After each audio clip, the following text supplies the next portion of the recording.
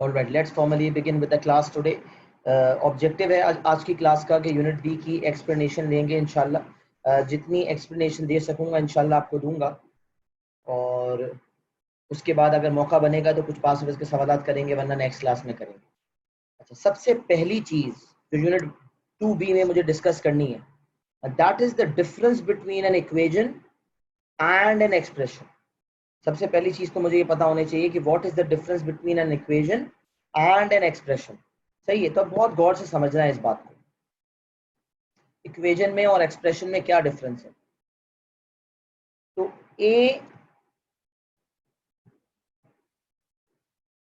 y is equal to a x square plus b x plus c. अच्छा, जब power 2 होती है तो उसे हम कहते हैं क्वाड्रेटिक। अच्छा, y equal to a x square plus b x plus c ना, ये क्वाड्रेटिक एक्सप्रेशन है।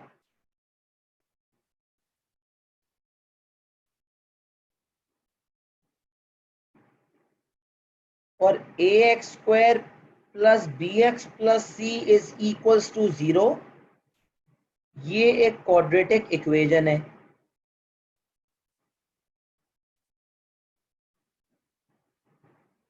तो सबसे पहली और बुनियादी चीज जो मुझे पता होनी चाहिए वो ये कि what is the difference between expression and equation. Equation में इक्वल्स टू नहीं, इक्वल्स टू 0 होता है। सिर्फ इक्वल्स टू के बेसिस पे जजमेंट नहीं होती, इक्वल्स टू के साथ 0 भी होना चाहिए, या इक्वल्स टू 0 सामने नजर आ रहा हो, या अगर मैं पूरी चीज को एक तरफ ले आऊं तो इक्वल्स टू 0 बन सके इन वन वेरिएबल ओनली। तो इक्वेशन में इक्वल्स टू 0 होना चाहिए, और जब इक्वल्स टू 0 नहीं है उसे कहते हैं एक्सप्रेशन। अच्छा, एक्सप्रेशंस क्या होते हैं? expressions are factorized, expressions are factorized, and factorize जब करते हैं expressions को तो हमें मिलते हैं factors। अभी मैं एग्जांपल के थ्रू समझाऊंगा, अभी सिर्फ जनरल डिस्कशन हो रही है, उसे सुनते रहें। अच्छा, equations are solved, equations are solved, और जब हम इक्वेशन को सॉल्व करते हैं तो we get solutions, या इन सॉल्यूशंस को हम रूट्स भी कहते हैं, रूट्स ऑफ द इक्वेशन, या इनको हम एक्स इंटरसेप्ट्स भी कहते हैं।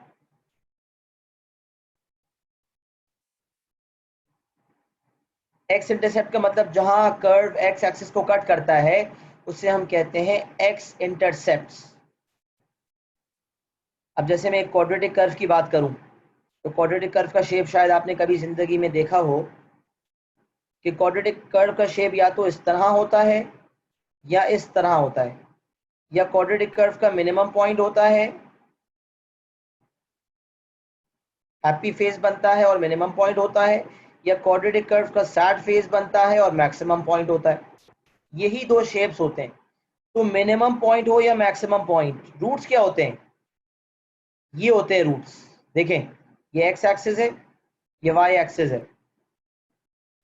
जहां कर्व एक्स एक्सिस को कट कर रहा होता है उसे हम कहते हैं रूट्स ऑफ द इक्वेशन, या एक्स इंटरसेप्ट्स, या सॉल्यूशंस ऑफ एन इक्वेशन।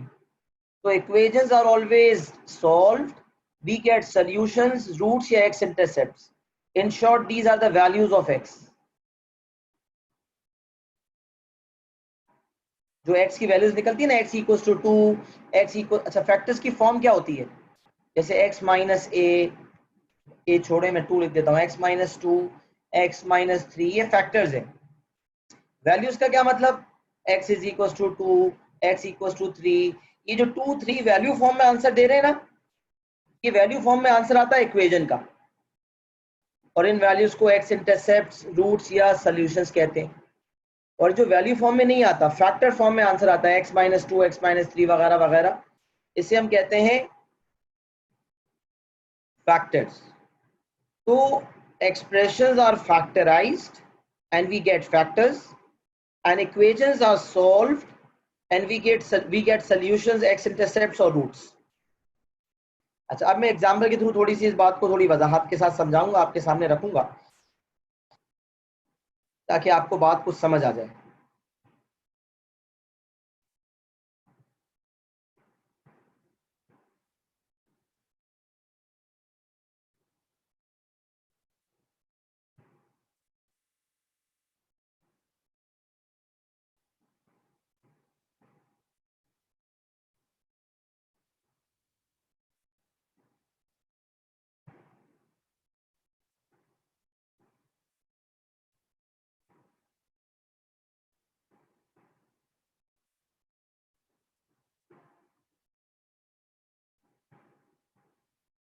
अच्छा बेटा, बहुत गौर से सुने। सबसे पहले इक्वेशन एक्सप्रेशन की गुफ्तगू बड़ी इंपॉर्टेंट है, और फैक्टराइजेशन कैसे करते हैं, मिडिल टर्म ब्रेकिंग वगैरह वगैरह, ये सब हमें डिस्कस करना है इंशाल्लाह।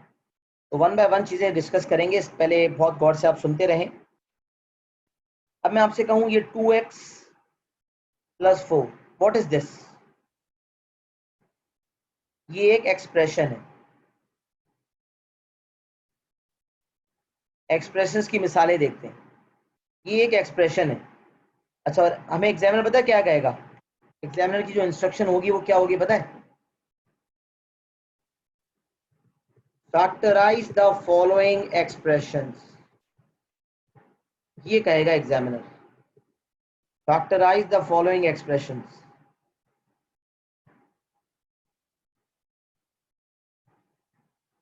अच्छा, फैक्टराइज द फॉलोइंग एक्सप्रेशंस का मतलब है हमें फैक्टर्स हासिल करने। तो पहला एग्जांपल 2x + 4। याद रखें, जब दो टर्म्स हों और एग्जामिनर की इंस्ट्रक्शन हो फैक्टराइज,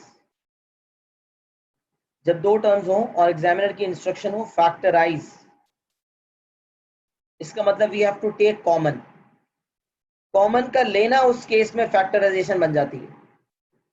तो अब इस केस में 2x + 4 को मैं फैक्टराइज कर रहा हूं, इसका मतलब क्या है?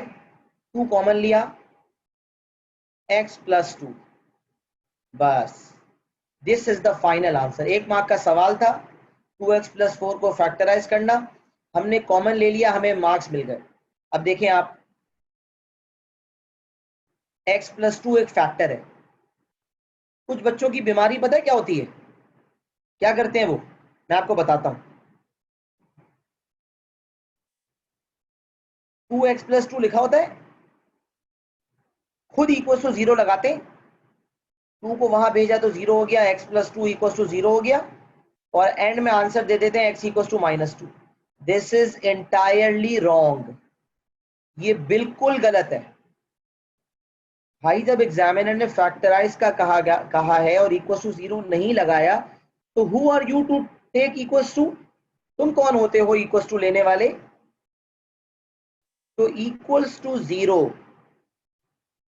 नहीं लेना जब तक कि खुद एग्जामिनर ना कहे। और ये तो x =0 लगा के x की वैल्यू ले आए, जबकि एग्जामिनर तो कह रहा था कि फैक्टराइज करो और फैक्टर्स लाओ। हमने वैल्यूज दे दी, हमने रूट्स दे दिए, तो हमें वैल्यू ऑफ x या रूट्स या सोल्यूशन या एक्स इंटरसेप्ट नहीं देने, हमें तो फैक्टर देने थे। हमने अपने काम को बढ़ाया, 1 मार्क के सवाल को हमने और देर तक लेके गए और मार्क भी कट गया। एग्जामिनर कह रहा है इसको तो कॉन्सेप्ट ही नहीं पता, मैं फैक्टराइज का कह रहा हूं, ये सॉल्व कर रहा है। तो भाई =0 नहीं है, तो =0 नहीं लगाएंगे। ये बात वाज़ेह तौर पे आपके दिमागों में बैठ जाए। अच्छा जी, एक टर्म है तो हमने कॉमन ले लिया। अच्छा, अब मैं पहले मैथ्स की कुछ आइडेंटिटीज लॉन्च करना चाहता हूं ताकि मैं कुछ और डिटेल कर सकूं।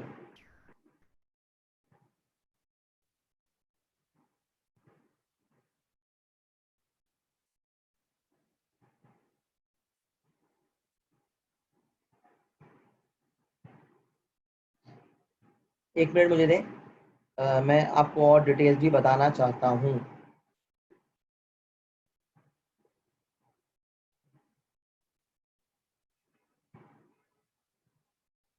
अच्छा बेटा, एक तो ये फैक्टराइजेशन की समरी भी आपके बड़े काम आएगी। सबसे पहले हम आइडेंटिटीज डिस्कस कर लेते हैं। आइडेंटिटीज क्या है मैथ्स की?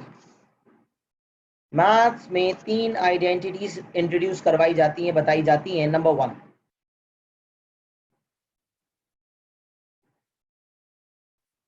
a + b whole square. अच्छा, आइडेंटिटी और =, में क्या फर्क है? ये जो दो लाइंस होती है ना, ये =, का साइन है,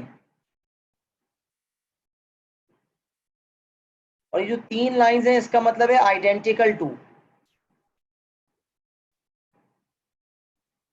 और ये आइडेंटिटी का साइन है, 3 लाइंस। और आइडेंटिटी में और इक्वेशन में क्या फर्क है? तो identity is true for all values of x, identity में जो दोनों साइड्स होती हैं they are true for all values of X. मैं आपको एग्जांपल देके समझाता हूँ, पहले आइडेंटिटी तीनों लिखूं फिर बताता हूँ। पहली identity a plus B whole square, इसमें बच्चे कॉन्सेप्चुअल ब्लंडर क्या मारते हैं, अक्सर बच्चे जो गलती करते हैं वो क्या होती है, a पे स्क्वायर ले लेते हैं, a square plus B square कर देते हैं, a square plus B square कर देते हैं। याद रहे ऐसा नहीं करना। फिर क्या करना है, a स्क्वायर प्लस 2ab प्लस बी स्क्वायर। ये है मैथ्स की पहली आइडेंटिटी। हम आदी हैं इक्वल टू लिखने के, लेकिन दरअसल ये आइडेंटिटी का साइन है। सर क्या ये 3 लाइनें नहीं बनाऊंगा, आइडेंटिटी का साइन नहीं बनाऊंगा तो मार्क्स कटेंगे? नहीं बेटा, मार्क्स नहीं कटेंगे। इक्वल टू का साइन लगाएं कोई मसला नहीं है, लेकिन बात याद रहे कि ये आइडेंटिकल है दोनों sides. They are expressed differently but they are exactly the same. That is if we are going to substitute a value on either side, the answer will always be same. I'm going to prove this in a while. Wait for that. तो ये पहली identity हो गई। Now if we talk about the second identity, that is a minus b whole square, and that is identical to a square minus 2ab plus b square. And third identity, which is very much used in factorization, and that is a square minus b square is identical to a minus b a plus b. a square minus b square is identical to a minus b a plus b. Sir एक एक example अगर आप करवा दे तो बहुत अच्छा हो जाएगा। तो बेटा मैं एग्जाम्पल्स भी करवा देता हूं। सबसे पहले हम बात करते हैं a plus B whole square की। तो x plus 2 whole square is identical to x whole square. x हो जाएगा a और 2 हो जाएगा b, और बीच में प्लस है तो बीच में प्लस आएगा। देखिए अगर a plus B whole square और a माइनस बी स्क्वायर में फर्क देखें तो a स्क्वायर के साथ प्लस है ऊपर भी और नीचे भी, 2ab के साथ प्लस है और नीचे 2ab के साथ माइनस है, जबकि b स्क्वायर के साथ प्लस ही है। तो इस प्लस का इम्पैक्ट बीच वाले टर्म पे पड़ रहा है और इस माइनस का इम्पैक्ट भी बीच वाले टर्म पे पड़ रहा है। अच्छा x प्लस 2 होल स्क्वायर में a प्लस a x है और b 2 है, तो a स्क्वायर प्लस 2ab, a है x b है 2 प्लस 2 स्क्वायर, तो x square plus 4x plus 4। ये क्या आ गया भाई, ये हमने एक्सपैंड कर दिया। अच्छा सर अभी आप कह रहे थे कि identity is true for all values of x। देखिए x प्लस 2 होल स्क्वायर का आपका जो आंसर आया है that is x square plus 4x plus 4। अब they are true for all values of x, है ऐसा या नहीं? Let's try. x की वैल्यू आप 1 लेकर देख लें, तो 1 plus 2 whole square, left hand side देखें क्या आंसर आ रहा है, 1 प्लस 2 होल स्क्वायर 3 स्क्वायर 9 आ रहा है। राइट हैंड साइड देख लें, x square plus 4a plus 4 add करें। यहाँ अगर आप देखें तो मैंने कहा 1 plus 2 whole square is equal to 9 आ गया, और 1 स्क्वायर प्लस 4 कर दें तो यहाँ भी 9 आ गया। आप देख सकते हैं लेफ्ट हैंड साइड का आंसर राइट हैंड साइड के आंसर से क्या है भाई, बराबर है। सर ये तो एक वैल्यू पे ऐसा हो रहा है, कोई और वैल्यू ट्राई करके देखें। जो वैल्यू दिल में आती है करके देख लें, आंसर दोनों साइड्स का हमेशा सेम होगा। इक्वेशन में ऐसा नहीं होता, आइडेंटिटी में ऐसा होता है। अच्छा x की वैल्यू मैंने कहा 5 सब्स्टिट्यूट करके देख लेता हूँ। 5 प्लस 2 होल स्क्वायर करते हैं 7 का स्क्वायर होता है 49। लेफ्ट हैंड साइड पे कर दी, राइट हैंड साइड पे करें। 5 स्क्वायर प्लस 4 इंटू 5 प्लस 4 कर लें, 25 प्लस 20 45 प्लस 4 49। तो आप देख सकते हैं लेफ्ट हैंड साइड का आंसर राइट हैंड साइड का आंसर हमेशा वैलिड हो रहा है, चाहे वैल्यू 0 लें, चाहे पॉजिटिव लें, चाहे नेगेटिव लें, हर सूरत दोनों साइड्स का आंसर क्या आएगा, सेम। तो आइडेंटिटी में दोनों साइड्स का आंसर हर सूरत सेम आता है, जबकि इक्वेशन में ऐसा नहीं होता। एक बात तो ये थी जो मैंने आपसे अर्ज कर दी। अच्छा जी, अब आ जाते हैं सेकेंड आइडेंटिटी के एग्जाम्पल पे। x minus two whole square करते हैं, ये हो जाएगा x whole square minus two X two A B, इस माइनस की वजह से माइनस आ गया। अच्छा, बच्चों की कंफ्यूजन सुने, सर ये b की जगह माइनस टू लिखा है, क्या यहाँ माइनस टू लगाएंगे? बेटा अगर यहाँ माइनस लगा हुआ है और यहाँ भी माइनस टू लगा देते हैं तो ये तो आप गलती कर रहे हैं, क्योंकि इसी माइनस की वजह से तो बीच में माइनस आया है, इसी माइनस की वजह से तो बीच में माइनस आया है। अब अगर आप ये माइनस यहाँ भी लगा देंगे तो ये माइनस माइनस तो प्लस हो जाएगा, तो फिर पहली वाली आइडेंटिटी में और दूसरी वाली आइडेंटिटी में तो फर्क ही नहीं रहेगा। लिहाजा यहाँ b की जगह माइनस नहीं लगाना, x minus two whole square में इस माइनस की वजह से बीच में माइनस आ गया। अब ये a जो है वो आपका x है, और ये जो सिर्फ 2 है ना, माइनस टू नहीं, सिर्फ 2 जो है वो b है, तो माइनस टू ए बी में 2x2 प्लस टू स्क्वायर, तो एक्सपेंशन होने के बाद ये हो गया x square minus 4x plus 4। ये आपकी दूसरी आइडेंटिटी हो गई। अच्छा, तीसरी आइडेंटिटी की मिसाल देखते हैं, x square minus nine, x square minus nine. Sir ये a square minus B square form में तो नहीं है? बेटा ये a square minus B square form में नहीं है, लेकिन ये जो सेकंड वाला टर्म है, this is a perfect square, और परफेक्ट स्क्वायर को हम कन्वर्ट कर सकते हैं, लिहाजा परफेक्ट स्क्वायर 9a से हम 3 स्क्वायर फॉर्म में लिखा जा सकता है। तो एक्स स्क्वायर माइनस नाइन को मैंने चेंज कर दिया और कर दिया x square minus three square, और x square minus three square फिर जाके हो गया x minus three x plus three, क्योंकि a square minus B square is a minus b a plus b, लिहाजा x square minus three square is x minus three x plus three. तो ये हो गई आपकी तीसरी आइडेंटिटी। ये पहली आइडेंटिटी का एग्जाम्पल है, ये दूसरी आइडेंटिटी का एग्जाम्पल है, और ये तीसरी आइडेंटिटी का एग्जाम्पल है। अच्छा, फैक्टराइजेशन के रूल्स ये मैं नीचे कर देता हूँ एग्जाम्पल। पहला एग्जाम्पल करवाए, ये जो फैक्टराइजेशन के रूल्स हैं, या following factorise the following expressions, तो हेडिंग होगी। एक मिनट, ये मैं नीचे कर देता हूँ। अच्छा, फैक्टराइजेशन के रूल्स लिख दें। When there are two terms we take common, when there are three terms we do middle term breaking, and when there are four terms we make pairs and take common. मैं इन तीनों lines को, इन तीनों words को समझाऊंगा। अभी जितना मैंने अब तक लिखा हुआ है, अगर आपने नहीं लिखा कोई चीज़, ऐसी बातें मैं समझा रहा था तो आप लिख लें। मैंने शुरू से लेकर एंड तक पूरी चीज़ आपकी स्क्रीन के सामने आ रही होगी। इक्वेशन एक्सप्रेशन में फ़र्क, फैक्टराइजेशन जब आए तो क्या करना होता है, फिर आइडेंटिटीज तीनों और तीनों के एक एक एग्जाम्पल, और ये सबूत कि हर सूरत left hand side right hand side के बराबर होगी। और उसके अलावा फैक्टराइज द फॉलोइंग एक्सप्रेशंस का पहला एग्जाम्पल, और बाकी एग्जाम्पल्स मैं थोड़ी देर में करवा रहा हूँ। पहले कॉपी कर लें पूरा, मुझे एक्नॉलेज कर दें तो मैं आगे बढ़ता हूँ।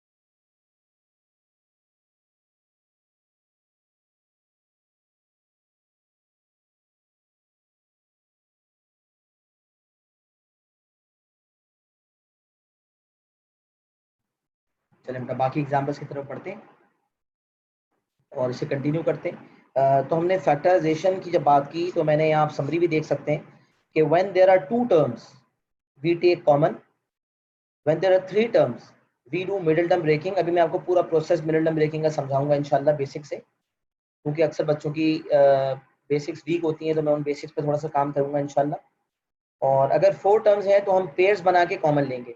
और अगर आपको याद हो तो मिडिल टर्म ब्रेकिंग में भी तीन टर्म्स फोर में ही कन्वर्ट हो जाते हैं, और फोर में कन्वर्ट होने के बाद एंड में हम पेयर्स बना के कॉमन ही लेते हैं।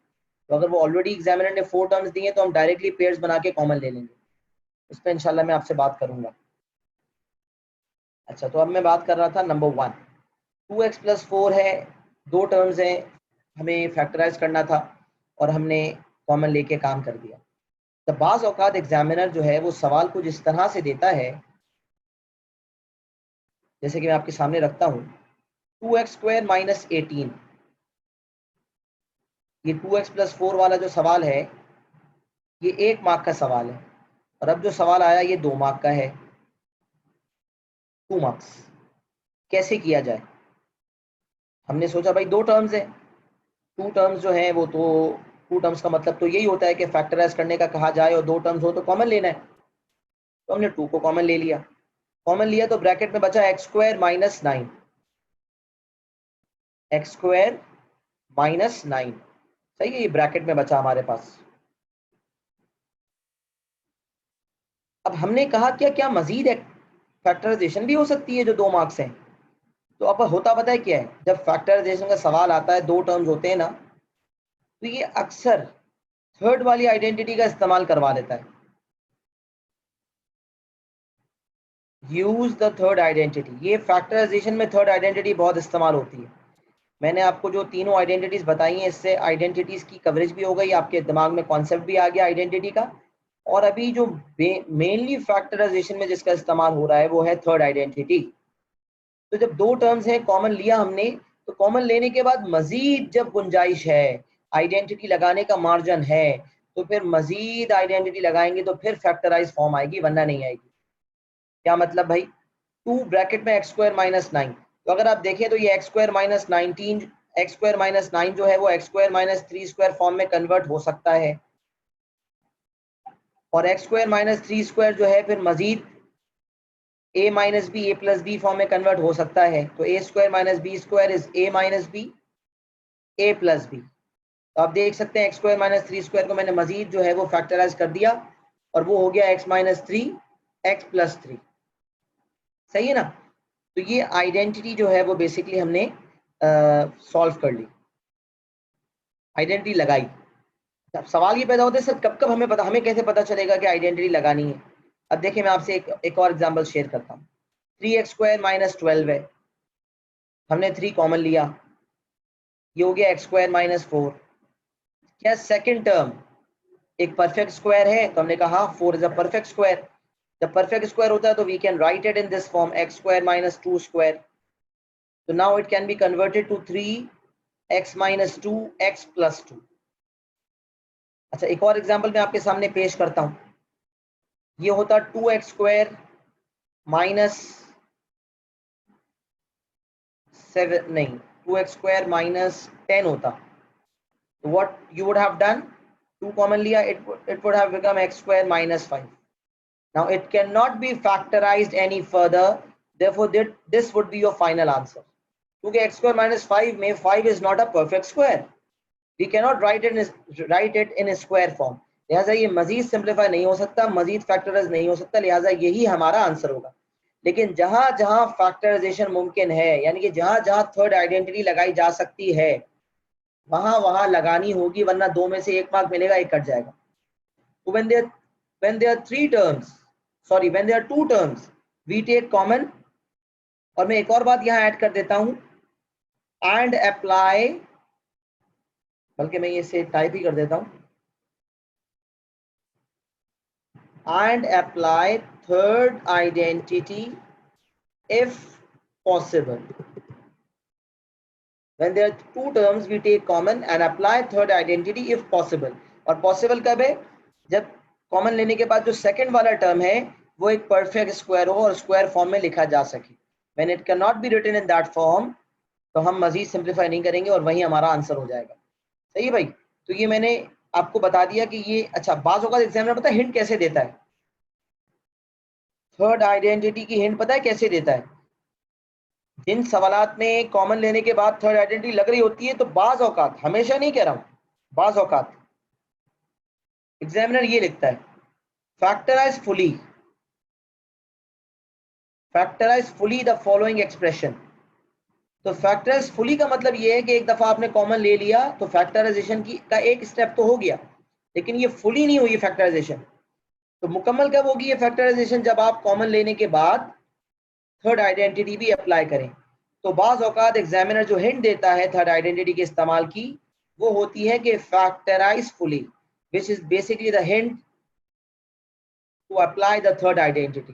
तो ये आप सवालात जब इंशाल्लाह देखेंगे तो उन सवालात में इन चीज़ों को आप फेस करेंगे। तो यहाँ तक जरा कॉपी कर लें। दो टर्म्स के हवाले से जितनी बात करनी थी वो मैंने कर ली है। फिर थर्ड टर्म के हिसाब से बढ़ता हूँ आगे, तो फटाफट 1 मिनट दे रहा हूँ, फटाफट कॉपी कर लें।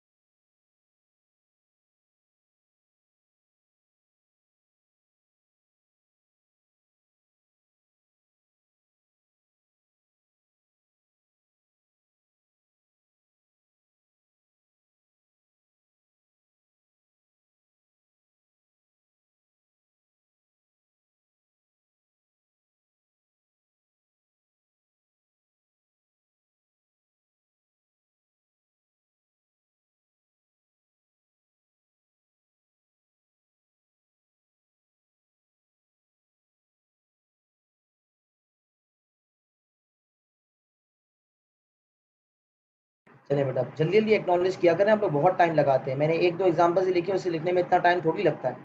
चलिए अब आते हैं फोर्थ एग्जाम्पल की तरफ। सॉरी 4 एग्जाम्पल्स तो मैंने आपके सामने बना ही दिए थे। 5वां एग्जाम्पल देता हूँ फैक्टराइजेशन का, जिसमें हम मिडिल टर्म ब्रेकिंग सीखेंगे। मिडिल टर्म ब्रेकिंग का पूरा प्रोसेस भी बताता हूँ। Factorise the following expressions. Examiner ने कहा x² + 5x + 6, x² + 5x + 6। तो अब सुने, जब 3 टर्म्स हों तो हमें मिडिल टर्म ब्रेकिंग करनी होती है, जो कि ऊपर जनरल इंस्ट्रक्शन में कवर हो गया। तो मिडिल टर्म ब्रेकिंग कैसे होती है, तो स्टेप्स सुने। मिडिल टर्म ब्रेकिंग के स्टेप्स क्या है? Multiply the first and last term, first multiply by last, first को लास्ट टर्म से मल्टीप्लाई करें और एक आंसर आएगा। तो इस केस में फर्स्ट टर्म है 1x² और सेकंड टर्म है, लास्ट टर्म है 6।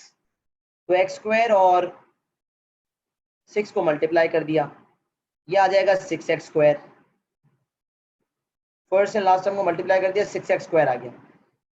अब क्या है, 6x² जो आया है, 6x² जो आया है उसके ऐसे फैक्टर्स तलाश करें। और हमें पता है फैक्टर्स का मतलब होता है ऐसे नंबर्स जो मल्टीप्लाई होके ये दें। 6x² के फैक्टर्स का मतलब ऐसे नंबर्स जो मल्टीप्लाई होके 6x² दें। अब ऐसे फैक्टर्स लेने हैं जिन्हें मल्टीप्लाई करें। Find factors of 6x square which if multiplied gives us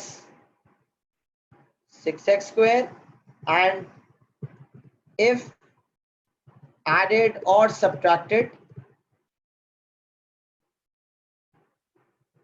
gives us the middle term। ये समझ लें हमारा स्टेप नंबर 2 है। स्टेप नंबर 2, पहला स्टेप है फर्स्ट और लास्ट टर्म को मल्टीप्लाई करें। सेकंड स्टेप क्या है, ये जो 6x स्क्वायर आया है उसके फैक्टर्स, ऐसे फैक्टर्स ढूंढें जिन्हें मल्टीप्लाई किया जाए तो 6x स्क्वायर आए plus 6x square, minus 6x square की भी गुंजाइश नहीं है, साइन भी मैच होनी चाहिए। 6x ऐसे फैक्टर्स जिन्हें मल्टीप्लाई किया जाए तो प्लस 6x स्क्वायर ही आए अगर प्लस है तो, और माइनस हो तो माइनस ही आए। और अगर उन फैक्टर्स को ऐड या सब्ट्रैक्ट किया जाए, या दोनों प्लस हो रहे हो या दोनों माइनस हो रहे हो या एक प्लस एक माइनस हो रहा हो, तो मिडिल टर्म आए और वो साइन के साथ। तो मैंने कहा 6 के फैक्टर्स कौन कौन से हैं, 6 के फैक्टर्स कौन कौन से हैं, जरा बहुत इंपॉर्टेंट एग्जांपल है, गौर से सुनिएगा।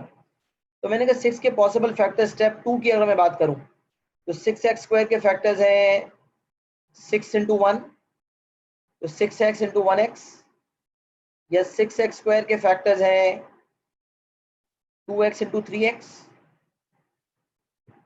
अब सवाल क्या पैदा होता है कि मैं कौन से वाले लूं, 6 इंटू 1 लूं या 2 इंटू 3 लूं, मैं कौन से वाले लूं, 6 इंटू 1 वाले लूं या 2 इंटू 3 वाले लूं, ये एक सवाल है। तो हम वो वाले लेंगे जो ये सेकेंड स्टेप की डिस्क्रिप्शन को पूरा करेंगे। अच्छा 6 इंटू 1 5x बनाना है। अच्छा बीच वाले टर्म की, मिडिल टर्म की साइन अगर पॉजिटिव है ना तो बड़े नंबर को पॉजिटिव साइन देंगे और छोटे नंबर को नेगेटिव। अगर एक को पॉजिटिव देनी है और एक को नेगेटिव साइन देनी है तो किसको पॉजिटिव देंगे और किसको नेगेटिव देंगे, तो जो साइन मिडिल टर्म की है वो साइन बड़े नंबर को देंगे। मतलब 6 माइनस 1 भी 5 होता है, 1 माइनस 6 भी 5 होता है, लेकिन 1 माइनस 6 माइनस 5 होता है, 6 माइनस 1 पॉजिटिव 5 होता है और 1 माइनस 6 माइनस 5 होता है। तो अगर मुझे पॉजिटिव 5 चाहिए तो बड़े नंबर को पॉजिटिव की साइन दूंगा, तो 6 और 1 में बड़े नंबर की साइन होगी पॉजिटिव और छोटे नंबर की साइन होगी माइनस। अच्छा अब जरा देखें तो 6x माइनस एक्स 5x तो देते हैं, मिडिल टर्म तो आ रहा है, एक चीज तो मीट हो रही है, लेकिन 6x को जब माइनस एक्स से मल्टीप्लाई करता हूं तो माइनस 6x स्क्वायर आता है और मुझे तो प्लस 6x स्क्वायर चाहिए। लिहाजा ये सेकंड वाली कंडीशन इन फैक्टर्स में पूरी नहीं हो रही। इसका मतलब ये वाले जो फैक्टर्स मैंने लिए 6 और -1 वाले, they are not true, they are not correct. अच्छा 2x और 3x में देखते हैं, अगर मैं प्लस दूं 2x को और प्लस दूं 3x को तो 2x प्लस 3x मुझे 5x देते हैं, मिडिल टर्म भी मिल रहा है। और मैं अगर 2x को मल्टीप्लाई करूं 3x से तो मुझे पॉजिटिव 6x स्क्वायर भी मिल रहा है। तो मिडिल टर्म भी मिल रहा है, सॉरी मिडिल टर्म भी मिल रहा है, और जो 6x स्क्वायर आया था जिसके फैक्टर्स हमने ढूंढे हैं, जो फर्स्ट और लास्ट टर्म को मल्टीप्लाई करके आया था, वो भी हासिल हो रहा है। तो अगर दोनों चीजें मीट हो रही हों तो ही वो फैक्टर्स एक्सेप्ट होंगे, वरना एक्सेप्ट नहीं होंगे। 6x माइनस 1x हमें मिडिल टर्म तो दे रहे हैं, लेकिन मल्टीप्लाई करने के बाद पॉजिटिव 6x स्क्वायर नहीं दे रहे, माइनस 6x स्क्वायर दे रहे हैं। जबकि 2x प्लस 3x हमें मिडिल टर्म भी दे रहे हैं और मल्टीप्लाई होने के बाद पॉजिटिव 6x स्क्वायर भी दे रहे हैं। लिहाजा ये 2x प्लस 3x वाले फैक्टर्स एक्सेप्ट हो जाएंगे। तो मैं लिखूंगा x स्क्वायर, 5x को ब्रेक करके लिख दूंगा 2x प्लस 3x और एंड में प्लस 6। पहला term as it is copy होता है, last term as it is copy होता है, और ये मिडिल टर्म ब्रेक हो जाता है 2 में। और ब्रेक कैसे होता है ये मैंने आपको समझा दिया। अच्छा अब जब ये 3 टर्म्स मिडिल टर्म ब्रेकिंग के बाद 4 में कन्वर्ट हो गए, जब 3 टर्म्स मिडिल टर्म ब्रेकिंग के बाद 4 में कन्वर्ट हो गए, तो now make pairs and take common. और यहाँ पेयर्स अलग से नहीं बनाने पड़ते, आगे पीछे नहीं करना पड़ता, फर्स्ट 2 का पेयर बना लें और लास्ट 2 का पेयर बना लें। तो x square plus 2x plus 3x plus 6 का अगर पेयर बनाना है एक्स स्क्वायर प्लस 2x का पेयर बनाए और पेयर बना के कॉमन लें, make pairs and take common. तो एक्स स्क्वायर प्लस 2x का एक पेयर बन गया, कॉमन ले लें। क्या कॉमन लेंगे? आपने कहा x कॉमन आएगा, x कॉमन ले लिया, ये हो गया x प्लस 2। फिर आपने प्लस 3 कॉमन लिया तो ये हो गया x प्लस 2। अच्छा, कॉमन लेने के बाद आपने काम सही किया है अब तक या नहीं किया, वो कैसे पता चलेगा कि ये दोनों सेम हो जाएंगे? x कॉमन लेने के बाद जो x प्लस 2 आया और जो प्लस 3 कॉमन लेने के बाद x प्लस 2 आया, ये दोनों जगह सेम होगा। बाज़ औक़ात एक जगह x प्लस 2 आ रहा होता है, एक जगह x माइनस 2 आ रहा होता है, या माइनस x प्लस 2 आ रहा होता है, कुछ फर्क होता है। इसका मतलब आपने कहीं ना कहीं गलती की है, दोनों जगह एग्जैक्टली सेम चीज आनी चाहिए। अच्छा, अब अगला स्टेप क्या होगा इसके बाद? इसके बाद क्या होता है पता है? x प्लस 2 चूंकि दोनों जगह पे आ रहा है तो x प्लस 2 कॉमन ले लें। तो x प्लस 2 जब कॉमन ले लिया तो यहां बचा x और यहां बचा प्लस 3। या कुछ बच्चे से ऐसे भी याद रखते हैं, x प्लस 3 लिख दिया और x प्लस 2 लिख दिया फौरन फौरन। भारत इसका कॉन्सेप्ट क्या है कि जब ये दोनों आ जाते हैं मिडिल टर्म ब्रेकिंग से, 3 टर्म्स 4 में कन्वर्ट हुए, 4 में कन्वर्ट होने के बाद मैंने पेयर्स बना के कॉमन लिया और कॉमन लेने के बाद दोबारा जब x प्लस 2 कॉमन लिया तो यहाँ बचा x और यहाँ बचा 3, तो ये हो गया x प्लस 2 x प्लस 3। अच्छा, कुछ बच्चों को बीमारी क्या होती है, इक्वल टू 0 लगाते हैं और x के आंसर्स दे देते हैं -2 और -3। तो भाई ये काम नहीं करना। ये जो काम है, ये जो इक्वल टू 0 लगा के x इक्वल टू -2 और -3 देने वाला काम है, ये नहीं करना। यही जो हमारा आया है x प्लस 2 x प्लस 3, ये फैक्टर्स है and this is our answer. Factorise की इंस्ट्रक्शन है, इक्वल टू 0 मौजूद नहीं है, होशियारी नहीं करनी, इक्वल टू 0 खुद से नहीं लगाना, यही आंसर छोड़ देना है, यही आपको फुल मार्क्स मिल जाएंगे। होशियारी करेंगे टाइम भी वेस्ट होगा, मार्क्स भी कटेंगे, तो लिहाजा होशियारी नहीं करनी, यही प्रोसेस को रोक देना है, यही हमारा आंसर होगा। मिडल टर्म ब्रेकिंग का पूरा प्रोसेस आप सबको समझ आ गया है? और अगर आ गया है तो कॉपी कर लें और कॉपी करके एक्नॉलेज कर दें, तो मैं समझ जाऊंगा कि समझ भी आ गया और कॉपी भी हो गया। जल्दी फटाफट कर लो।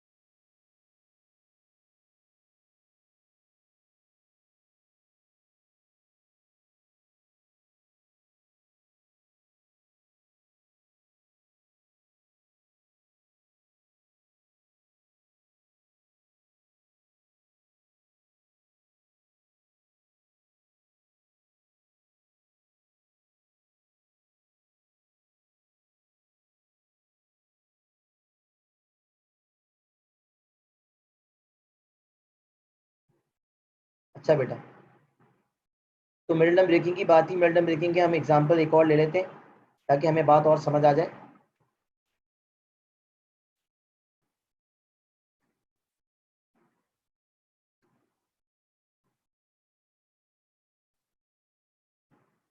अच्छा, बल्कि सॉल्व की बात कर लेते हैं थोड़ी सी पहले। एक और एग्जांपल लेता हूँ फिर सॉल्व की बात करवा देता हूँ। अच्छा, 6 है, तो 6 एग्जाम्पल में यही सवाल है, x square minus 5x plus 6 equal plus 6 है। X square minus 5x plus 6 है, तो आप क्या करेंगे, फर्स्ट एंड लास्ट टर्म को मल्टीप्लाई किया आपने, 6x स्क्वायर आ गया, इसके दो ऐसे फैक्टर्स जिन्हें ऐड सब्ट्रैक्ट करके मिडिल टर्म आएगा और मल्टीप्लाई करके पॉजिटिव 6x² आएगा। तो 6 3 इंटू 2 करके देखें, -3 -2 से -5 आ जाता है और -3 इंटू -2 से पॉजिटिव 6 भी आ जाता है। इसका मतलब -3 -2 सही फैक्टर्स हैं, ये बिल्कुल करेक्ट है। दोनों कंडीशन मीट हो रही है। डबल टिक का मतलब है दोनों कंडीशन मीट हो रही है। अगर पॉजिटिव 6x² के फैक्टर्स लेते हैं 6 और 1, ठीक है, -3x -2x है। यहाँ पॉजिटिव ये 6x माइनस चाहिए तो -6x plus x, -6x plus x -5x तो देता है, लेकिन -6x into plus 1x -6x² देता है, पॉजिटिव 6x² नहीं देता। लिहाजा ये सेकंड कंडीशन को मीट नहीं कर रहा। तो हमने कहा x² -3x -2x प्लस 6। अच्छा, अभी हमें कॉमन लेने, तो x कॉमन लिया, ये हो गया x -3। अच्छा, -2x प्लस 6 में कभी भी जो सेकंड पेयर है उसमें कॉमन लेना है, और सेकंड पेयर का जो पहला टर्म है, जो इस केस में बेसिकली थर्ड टर्म है -2x, वो अगर माइनस है, चार टर्म्स में थर्ड टर्म अगर माइनस है तो माइनस को कॉमन लेना जरूरी है, प्लस नहीं कॉमन लेंगे। तो मैं +2 कॉमन नहीं लूंगा, -2 कॉमन लूंगा। -2 कॉमन लिया, ये हो गया x पॉजिटिव x और ये हो गया -3। माइनस कॉमन लेने का मतलब है ब्रैकेट के हर टर्म की साइन चेंज होगी। -2 कॉमन लिया तो -2x था, वो पॉजिटिव x बच गया, और +6 था, -3 बच गया, साइंस चेंज हो गई। ये दोनों ब्रैकेट सेम होने चाहिए, जो कि इस केस में सेम है। तो मैंने क्या किया, x -3 को कॉमन ले लो और फिर हो गया x -2। तो x -3 x -2, this will be our final answer. अच्छा, अब मैं बात करता हूँ सॉल्व द फॉलोइंग इक्वेशन की।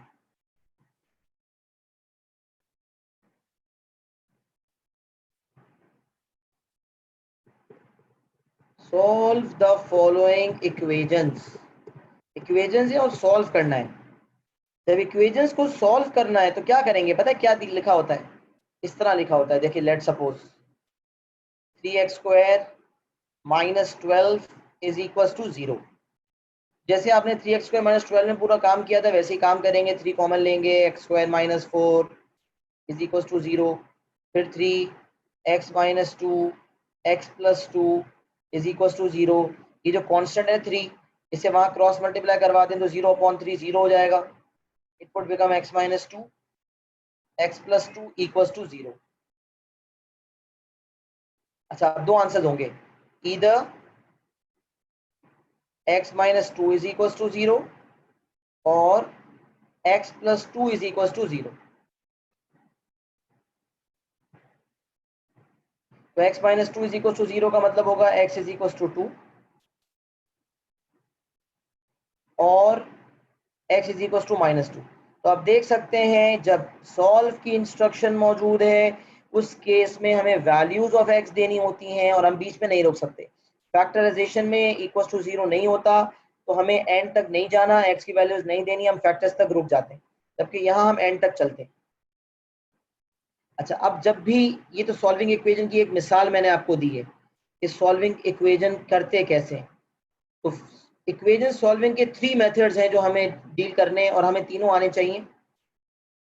तो यहाँ 3 methods to solve an equation है जो आपके सामने मैं ला रहा हूँ स्क्रीन पर। 3 methods to solve an equation. There are 3 methods to solve an equation. Number 1, factorization, और फैक्टराइजेशन की मैंने इलेबोरेशन कर दी। मतलब पहले फैक्टराइज करेंगे और फिर इक्वल टू 0 के होने की वजह से x की वैल्यूज देंगे। तो whenever we have to solve an equation there are 3 methods: factorization and quadratic formula and completing the square. completing the square जो मेथड है उसे इंशाल्लाह नेक्स्ट क्लास में डिस्कस करेंगे। आज की क्लास में हम फैक्टराइजेशन डिस्कस कर रहे हैं ऑलरेडी, हमने कर भी ली अच्छी खासी डिस्कस। और क्वाड्रेटिक फॉर्मूला हमें डिस्कस करना है, जो कि तब लगता है, क्वाड्रेटिक फॉर्मूला तब लगता है जब क्वाड्रेटिक इक्वेशन को फैक्टराइज करना होता है। क्वाड्रेटिक इक्वेशन को फैक्टराइज करना है। क्वाड्रेटिक इक्वेशन की जनरल फॉर्म मैंने आपको बताई थी, ax² + bx + c is equal to 0। तो लगता है quadratic formula. The 3 methods to solve a quadratic equation कर दें। टू सॉल्व एन इक्वेशन से बेहतर है। There are 3 methods to solve a quadratic equation, factorisation, middle term breaking, sorry factorisation, completing the square, quadratic formula. और factorisation में क्या क्या शामिल हो गया? कॉमन टेकिंग भी आ गया इसमें, टेकिंग कॉमन, या इसमें MTB which means middle term breaking, वो भी शामिल हो गया। दो टर्म्स हैं तो कॉमन, और थर्ड आइडेंटिटी अगर पॉसिबल है तो, तीन टर्म्स हैं तो मिडिल टर्म ब्रेकिंग, चार टर्म्स हैं तो डायरेक्टली पेयर्स बना के कॉमन, और तीन टर्म्स है तो मिडिल टर्म ब्रेकिंग के बाद तीन टर्म्स चार में ही कन्वर्ट हो जाते हैं, उसके बाद कॉमन लेते हैं। तो जब चार ही टर्म्स होंगे तो हम कॉमन लेंगे और पेयर्स बना के वही एंड में आंसर देंगे, जिस तरह हम मिडिल टर्म ब्रेकिंग के प्रोसेस में एंड में करते हैं। तो चार टर्म्स वाला केस अगर डायरेक्ट आ जाएगा तो डायरेक्ट पेयर्स बना के कॉमन ले लेंगे।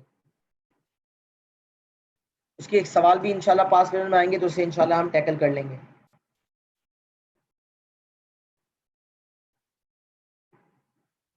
यहाँ तक कॉपी हो गया सबका?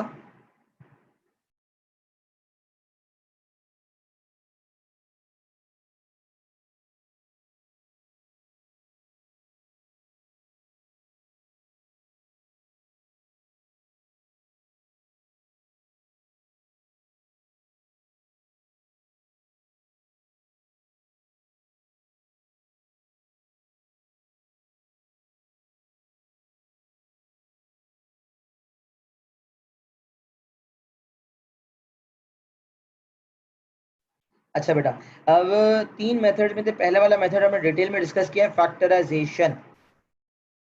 अच्छा, अब अगर मैं सेकंड एग्जांपल आपके सामने पेश करूं सॉल्विंग का, तो मैं आपसे यही कहता हूं X square minus 5x plus 6 is equal to 0। जब सॉल्व एन इक्वेशन होगा तो ये पूरी चीज सेम होगी, बाकी इक्वल टू 0 होगा। तो आप पूरा प्रोसेस वही लगाएंगे जो आपने ऊपर लगाया था फैक्टराइजेशन के एग्जाम्पल नंबर 6 में, और इसे फॉलो करके एंड तक पूरा स्टेप शो करके एंड में आप आ जाएंगे x-3 x-2 तक। तो you have a quadratic equation and you are solving it through factorization। क्योंकि तीन टर्म्स थे, आपने मिडिल टर्म ब्रेकिंग की, इक्वल टू 0 किया। Now you are saying x-3 is equal to 0 और x-2 is equal to 0 and you are giving two answers, x is equals to 3 और x is equals to 2। ये दो answers जो हैं वो हमने दे दिए, एक आंसर दिया x equals to 3 और एक आंसर दिया x equals to 2। सही है भाई, तो सब कुछ वही करना है, बस एंड में x की वैल्यूज देनी है। सॉल्व के केस में वैल्यूज देनी है और फैक्टराइज के केस में इक्वल टू 0 नहीं लगाना। जहां तक काम रुक गया वहां तक रोक दिया, फैक्टर्स की फॉर्म में आंसर दे दिया। अच्छा जी, अब क्वाड्रेटिक फॉर्मूला की जो हमने बात की, वो क्वाड्रेटिक फॉर्मूला है क्या, तो पहले ये समझ लेते हैं। x is equal to minus B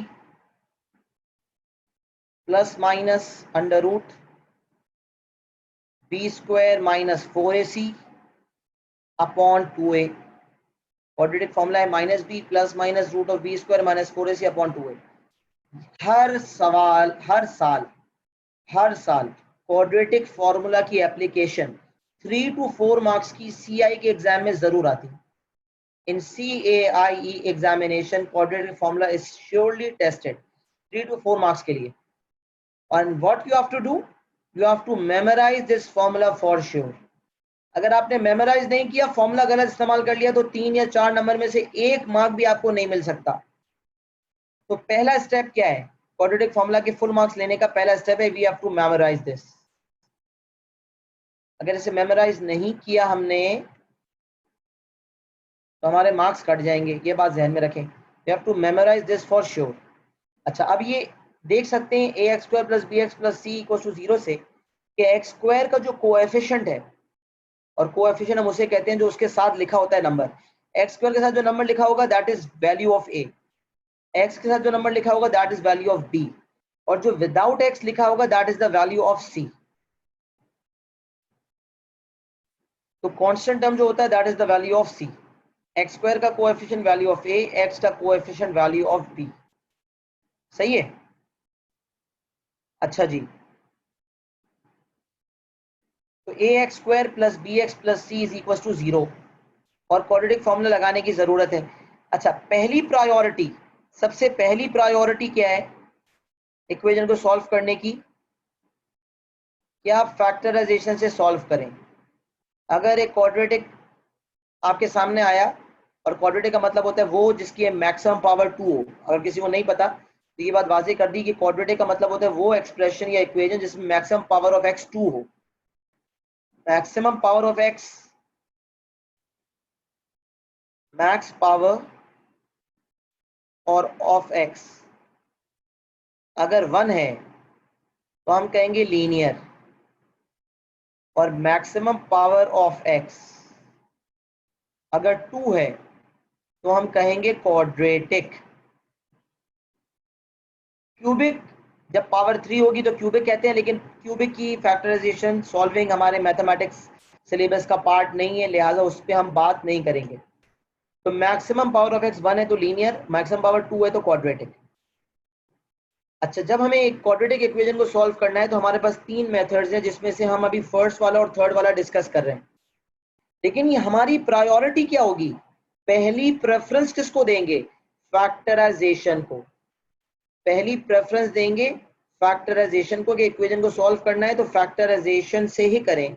अगर फैक्टराइजेशन हो रही है तो उससे करना बेहतर और जल्दी शॉर्टकट है। तो प्रायोरिटी और प्रेफरेंस फैक्टराइजेशन को दी जाती है, but factorization is not always possible. अगर एग्जामिनर कहेगा ना फैक्टराइज द फॉलोइंग एक्सप्रेशन, तो फैक्टराइजेशन पॉसिबल होगी, लेकिन सॉल्व एन इक्वेशन हो और क्वाड्रेटिक इक्वेशन हो तो not always possible.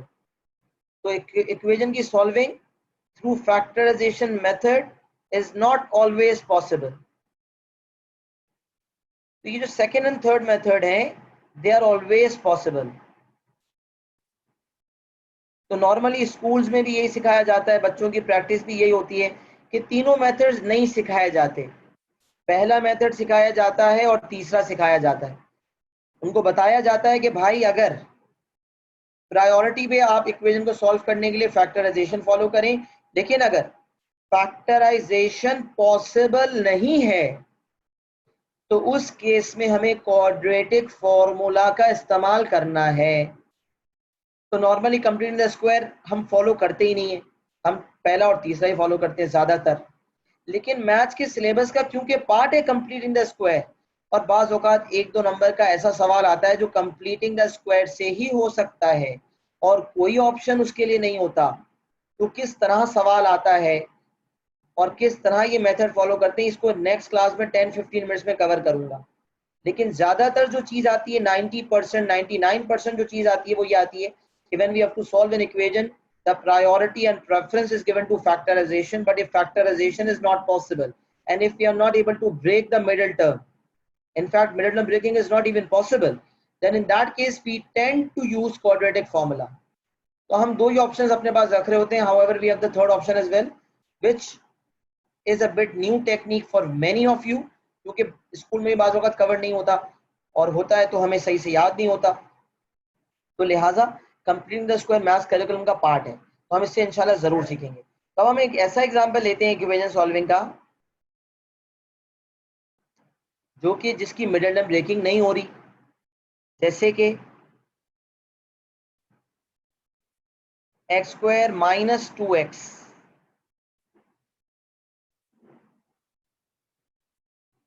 Plus 10 is equal to 0। नहीं, प्लस 10 को माइनस 10 कर देते हैं। X square minus 2x minus 10 is equal to 0, और एग्जामिनर कह रहा है solve this equation, solve the equation x square minus 2x minus 10 is equal to 0। तो इक्वेशन सॉल्विंग के लिए हमें क्या करना है? मिडल टर्म ब्रेकिंग सबसे पहले प्रायोरिटी है, फैक्टराइजेशन, और 3 टर्म्स हो तो फैक्टराइजेशन का मतलब होता है मिडल टर्म ब्रेकिंग। देखें क्या मिडल टर्म ब्रेकिंग हो रही है? फर्स्ट लास्ट टर्म को मल्टीप्लाई करें minus 10x square, 10x square के फैक्टर्स हैं 10 इंटू 1, और इसके अलावा फैक्टर्स हैं 2 इंटू 5। अब प्लस 10 प्लस 1 कर लें, माइनस 10 प्लस 1 कर लें, प्लस 2 माइनस 5 कर लें, या माइनस 2 प्लस 5 कर लें, किसी भी सूरत मिडल टर्म नहीं आ रहा, तो हमने क्या कहा? MTB यानी कि मिडल टर्म ब्रेकिंग, यानी कि factorization is not possible. Middle term breaking factorization को ही कहते हैं, सही है ना? तो मिडिल टर्म ब्रेकिंग यानी कि factorization is not possible, then what is to be done? Factorization के अंदर मिडिल टर्म ब्रेकिंग आता है। 2 टर्म्स होंगे तो फैक्टराइजेशन का मतलब कॉमन टेकिंग, 4 टर्म्स होंगे तो पेयर्स एंड कॉमन, 3 टर्म्स होंगे तो middle term breaking. Middle term breaking is a part of factorization. Middle term breaking is not possible, then what is to be done? तो हमारी normally second preference होती है use quadratic formula, और अच्छी approach है। नहीं हो रही फैक्टराइजेशन, क्वाड्रेटिक फार्मूला का इस्तेमाल करें, छोड़ें कंप्लीट द स्क्वायर। लेकिन कंप्लीट द स्क्वायर कहाँ नेसेसिटी होती है, वहां तो लगाना ही है, तो हम नेक्स्ट क्लास में डिस्कस करेंगे। Use quadratic formula. अब क्वाड्रेटिक फार्मूला कैसे इस्तेमाल हो, तो पहले ए बी और सी की वैल्यूज निकाल लें। तो ए की वैल्यू क्या है, एक्स स्क्वायर का कोएफिशिएंट ए होता है, तो एक्स स्क्वायर का यहाँ पर कुछ भी नहीं लिखा हुआ एक्स स्क्वायर के पीछे। जब कुछ ना लिखा हो तो इसका मतलब पॉजिटिव 1। माइनस लिखा होता ना, माइनस बना होता तो ए की वैल्यू -1 होती, लेकिन कुछ नहीं लिखा हुआ, इसका मतलब ए की वैल्यू 1 है। अच्छा, एक्स का कोएफिशिएंट बी कहलाता है। एक्स के साथ जो चीज लिखी हुई वो -2 है, साइन को भी देखना है, तो बी हो गया -2। और जो विदाउट एक्स लिखा हुआ है, कांस्टेंट टर्म जो एंड में लिखा हुआ है, that is the value of c, c equals to -10। तो a1 b -2 c -10। अच्छा, आप क्वाड्रेटिक फार्मूला याद होना चाहिए जो कि यहाँ लिखा हुआ भी है। x is equals to -b, तो माइनस और b, तो b इटसेल्फ इज -2। ये जो माइनस है ये फार्मूला का माइनस है, फिर -2 जो आ रहा है ये b की वैल्यू है।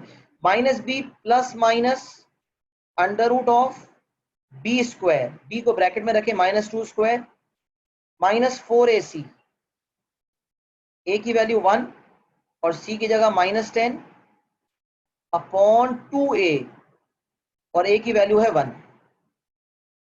सही है जी। नॉर्मली पेपर 2 में आता है, क्योंकि यहाँ कैलकुलेटर का इस्तेमाल होता है, इसलिए क्वाड्रेटिक फार्मूला का इस्तेमाल नॉर्मली पेपर 2 में आता है, वेयर कैलकुलेटर इज अलाउड। तो minus of -2, minus minus +2 plus minus under root of -2 का होल स्क्वायर, जब माइनस पे होल स्क्वायर लगता है तो +4, -4 into 1 into -10, minus minus plus, and 4 into 10 into 1 is 40 upon 2 into 1 which is 2। यहाँ आ जाए, आगे आ जाए, x is equal to 2 plus minus under root of 44 upon 2। अच्छा, अब यहाँ से 2 आंसर्स आते हैं। एक आंसर आता है x is equal to 2 plus under root 44 upon 2, और एक आंसर आता है x is equal to 2 minus under root 44 upon 2। ये जो प्लस माइनस लेके चल रहे थे, इसे 2 पार्ट्स में ब्रेक कर दिया, एक दफा प्लस के साथ ले ली पॉसिबिलिटी, एक दफा माइनस के साथ। अब कैलकुलेटर उठाएं, now use calculator and give the values of x। और x का आंसर जो है ना, आपको 3 सिग्निफिकेंट फिगर्स में देना है, अगर कुछ लिखा हुआ नहीं है तो। लेकिन डायरेक्टली 3SF में मत दिया करें, पहले 5SF, क्योंकि वर्किंग 5SF में किया करें। अब देखिए, मैं आपके सामने पेश करता हूं क्या करना है। 2 प्लस अंडर रूट 44 अपॉन 2, ये पूरी वर्किंग एक एक स्टेप जो मैंने शो किया, शो करना जरूरी है। मतलब ये बीच वाला स्टेप शायद जरूरी ना होता, इसके बाद डायरेक्टली ये स्टेप कर सकते थे। तो ये हो गया x इज इक्वल टू 4.3166। अगर कोई एक्यूरेसी रिक्वायरमेंट मेंशन नहीं है तो जनरल इंस्ट्रक्शंस क्या है, जनरल जो CI की इंस्ट्रक्शंस है, CAIE, जनरल इंस्ट्रक्शंस क्या है? CI के जनरल इंस्ट्रक्शन है कि वर्किंग जो है, वैसे CI की इंस्ट्रक्शन है कि वर्किंग आप 4 सिग्निफिकेंट फिगर में करें, लेकिन ये बात फेल हो जाती है, तो हम CI की गाइडलाइन से भी एक स्टेप आगे चलते हैं, जो कि सर सुफियान का तजुर्बा है, जो सर सुफियान आपसे शेयर कर रहे हैं, कि वर्किंग हमेशा 5 सिग्निफिकेंट फिगर में की जाए नॉर्मल केसेस में, और फाइनल आंसर दिया जाए 3 सिग्निफिकेंट फिगर में। अच्छा, जो मैथ्स में हमने पेपर 1 का टॉपिक किया यूनिट 1, उसमें जो एस्टिमेशन के सवालात होते थे, उसमें तो वही CI की इंस्ट्रक्शन फॉलो करनी है कि अगर हमें फाइनल आंसर जो है वो 1SF में देना है, तो हम वर्किंग 2SF में करेंगे, मतलब एक एक्यूरेसी ज्यादा पे करेंगे। जो यूनिट 1 में एस्टिमेशन वाला यूनिट हमने जो किया है, उसमें तो वही इंस्ट्रक्शन फॉलो होगी जो एग्जामिनर ने कही है। फाइनल आंसर अगर 1 सिग्निफिकेंट फिगर में देना है तो वर्किंग एक एक्यूरेसी ज्यादा पे यानी कि 2SF में, फाइनल आंसर 2SF में देना है तो वर्किंग 3SF में, फाइनल आंसर 3SF में देना है तो वर्किंग 4SF में। लेकिन वैसे जब इस तरह के सवाल आते हैं तो ज्यादा बेहतर और प्रेफर्ड ये है कि फाइनल आंसर अगर 3SF में है तो वर्किंग 5SF में करनी है। इसका क्या फायदा है और इसको नहीं फॉलो करते तो क्या ड्रॉबैक्स हैं, ये मैं आपको ज्यादा वजाहत से समझा नहीं सकता, अभी आपका इतना दिमाग नहीं लगेगा क्यों मैं ये बात कर रहा हूँ। आप मेरी इंस्ट्रक्शन फॉलो करें, एस्टिमेशन वाले टॉपिक को हटा के जब हम जनरली सॉल्विंग कर रहे हैं working 5SF final answer 3SF, आगे बहुत टॉपिक्स करने हैं इसमें ये बात इंशाल्लाह बार बार रीइंफोर्स करूंगा। तो 4.3166 आंसर आया, देखें ये 5SF है। और दूसरी पॉसिबिलिटी है 2 माइनस √44/2 जिसका आंसर आ रहा है x इज इक्वल टू -2.3166, ये भी 5SF है। अच्छा लेकिन फाइनल आंसर, ये फाइनल आंसर नहीं है, फाइनल आंसर 3SF में दें इट वुड बी 4.32 और यहाँ फाइनल आंसर दें it would be x equal to -2.14। These are the final answers correct to 3 significant figures। तो बाज़ औक़ात इक्वेशन सॉल्विंग के बाद एक और पार्ट आता है, जब एक और पार्ट आए इक्वेशन सॉल्विंग के बाद, तो उस एक और पार्ट में जब आपको x की वैल्यूज का इस्तेमाल करना हो तो ये जो वैल्यूज आई है ना ये वाली इस स्टेप में to be used in subsequent parts, अगर उनके बाद कोई पार्ट आ रहा है, मतलब थर्ड पार्ट में इक्वेशन सॉल्व करवा और फोर्थ पार्ट में उन वैल्यूज का इस्तेमाल करवा रहा है, तो फोर्थ पार्ट में जो वैल्यूज का इस्तेमाल करेंगे वो 3SF वाला वर्जन नहीं करेंगे।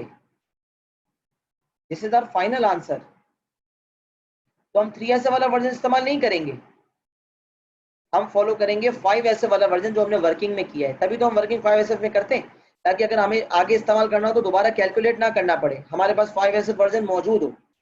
कहीं इस्तेमाल होता है कहीं नहीं होता, हमें तो नहीं पता ना कि आगे इस्तेमाल होना है या नहीं होना। हाँ अगर किसी सवाल का आखिरी पार्ट है तो 5SF लिखने की जरूरत नहीं, डायरेक्ट 3SF लिख दें। लेकिन 5SF लिख के 3SF लिखेंगे तो एग्जामिनर को भी पता होगा कि आपने राउंड ऑफ किया, तो आदत बना लें पहले 5SF फिर 3SF, और 5SF वाला वर्जन आगे पार्ट्स में इस्तेमाल करेंगे और 3SF वाला वर्जन कहीं आगे इस्तेमाल नहीं करेंगे, क्योंकि अगर वो आगे इस्तेमाल करेंगे तो आगे की आंसर्स की एक्यूरेसी खराब होगी, which is not a good idea. सही है जी। तो क्वाड्रेटिक फॉर्मूला कैसे इस्तेमाल करना है और फिर किस तरह से आंसर्स देने, ये मैंने प्रॉपर तरीके से आपके सामने बात रख दी। इस एग्जाम्पल को कॉपी कर लें ताकि हम कुछ आखिरी बातें करके क्लास को खत्म कर दें, जल्दी जल्दी कर लें।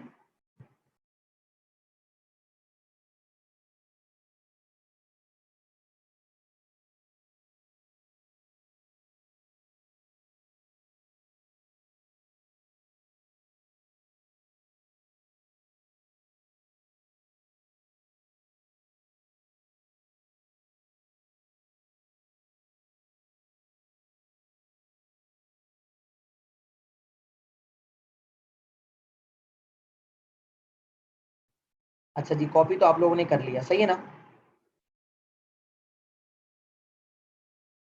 हाँ एक और चीज जो मेरे जहन में आई थी वो मैं आपसे शेयर कर देता हूँ, जो मैं पहले बताना मेंशन करना चाह रहा था, जहन में आई थी फिर बात कट गई थी। देखें x-1 x-2 is equal to 0 है अगर,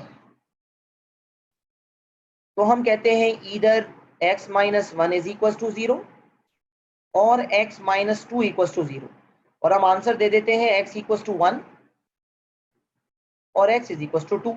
ये काम हम करना जानते हैं। अब अक्सर बच्चे जो गलती करते हैं वो क्या करते हैं, ये सुने, x-1 x-2 is equal to 4। अब बच्चों की गलती सुनेंगे आप, बच्चे करते हैं x-1 इज इक्वल टू 4 और x-2 equal to 4, x equal to 5 और x is equal to 6। This is a conceptual blunder. This is a conceptual blunder. Conceptually this is wrong. पता है क्यों? ये वाला रूल हम क्यों फॉलो करते हैं? ये रूल इसलिए फॉलो करते हैं क्योंकि when a multiplied by b equals to 0, जब दो नंबर्स मल्टीप्लाई हो, उसका कॉन्सेप्ट क्या है सुने, a multiply by b is 0। जब मैं a को b से मल्टीप्लाई कर रहा हूँ आंसर 0 है। तो when two numbers are multiplied and the answer is 0, तो एक बात फैक्ट है, फैक्ट, कि या तो a 0 था या b 0 था। 0 की मिसाल तो ऐसी है, हम तो डूबेंगे सनम, तुमको भी ले डूबेंगे।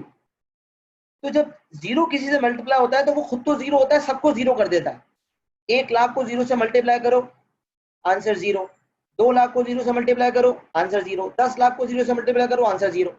0 तो सबको 0 बना देता है।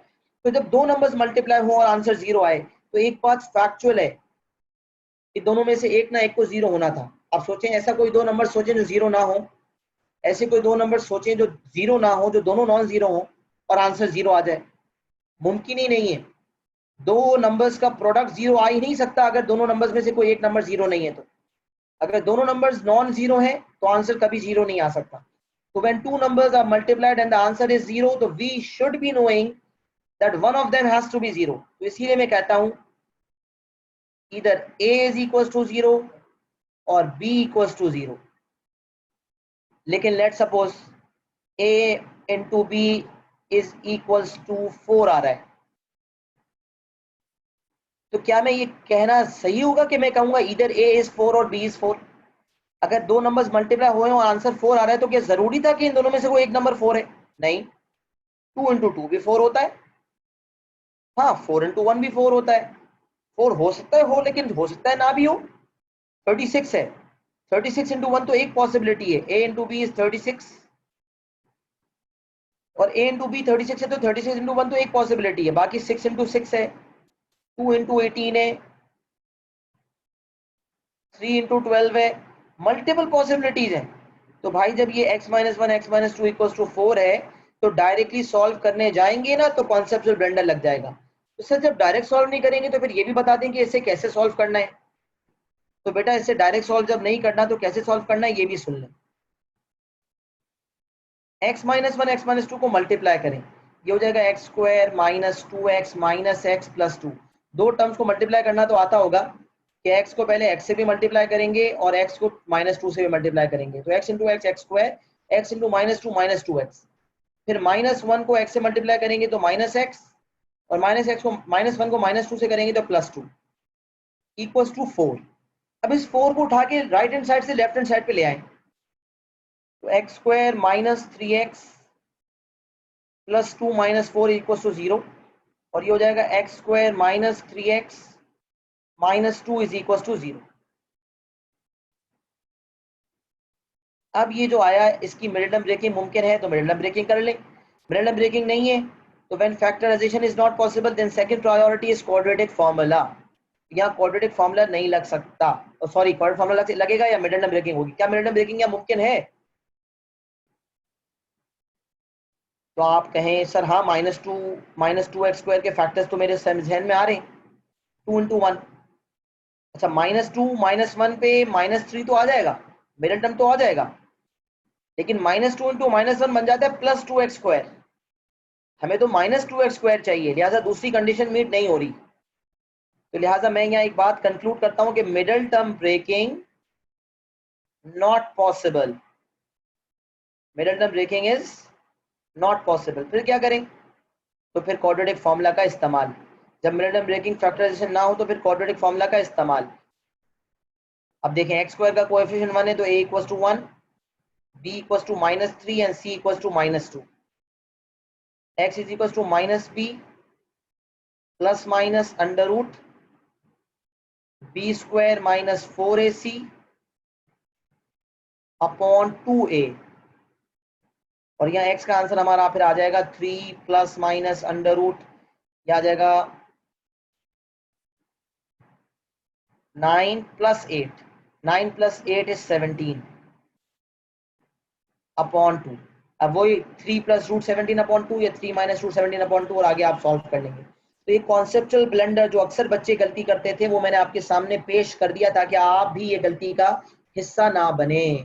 ये सारी बातें आपके नोट्स में इंशाल्लाह लिखी हुई होंगी तो आप कभी भूलेंगे नहीं। कॉपी कर लें फटाफट ताकि हम क्लास खत्म कर दें। बस ये आखिरी बात थी जो मुझे बतानी थी।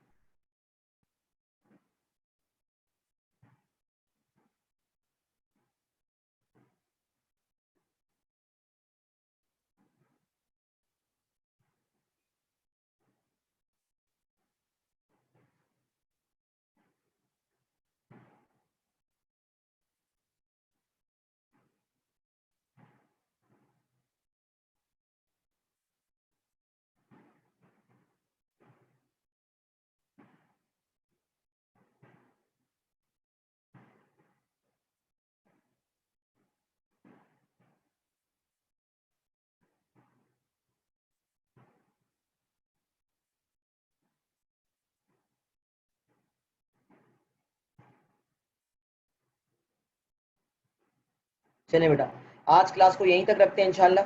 अभी जितना मैंने पढ़ाया है उससे रिव्यू करके आएँ और पुराने टॉपिक्स का भी रिव्यू करें जो अब तक पढ़ा है। इंशाल्लाह मिलते हैं इंशाल्लाह अगली क्लास में। अब तक के लिए अपना बहुत ख्याल रखिएगा। अल्लाह हाफ़िज़।